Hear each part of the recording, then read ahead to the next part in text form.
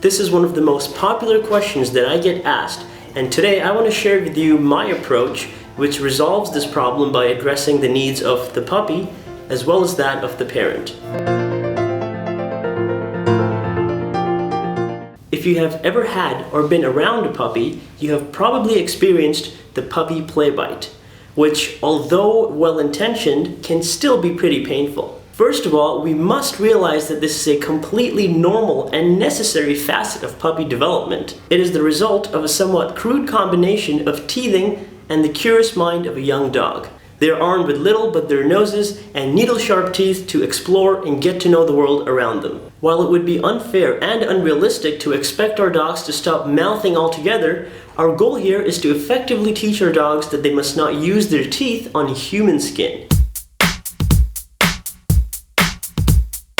So I did a Google search and I found that the two most popular textbook solutions to this problem are just not very effective because they tend to overlook the important part of the equation where we tell the dog what to do instead. The first is what I call the ouch method. This is where we make a loud sound to let the dog know that it is really hurting us. This may work well for some dogs, but I find that a lot of dogs will actually see this as an invitation to play and may even bite harder. The second most popular solution that I came across involves using an aversive punishment of some sort. Not only is this form of punishment completely unnecessary, it is especially unsuitable when working with the puppy. Even if it seems to work, a problem that I have seen numerous times is that the dog that is punished for play biting tends to only learn to stop biting the people that are able to punish it effectively, redirecting that percentage of bite incidents towards other people. Something to especially consider if the dog is going to be interacting with lots of different people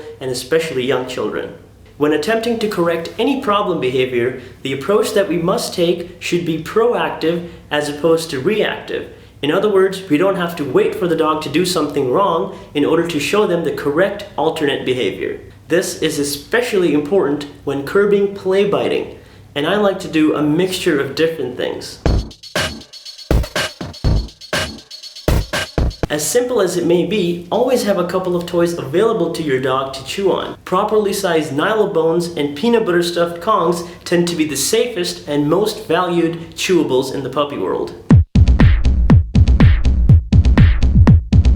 This is a word that tells your dog to stop or back off your hand. Teaching it is very similar to the method that I use to train Leave It. Basically, grab a handful of delicious treats and allow your dog to sniff your closed fist. If this is your first time doing this, be prepared to outlast a very persistent puppy as they will try to sniff and lick for several seconds to try to get to the food.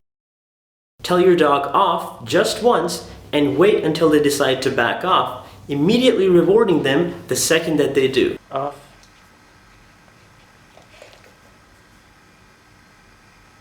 Yes. Repeat this several times and soon your dog will respond to the off cue very quickly. Off.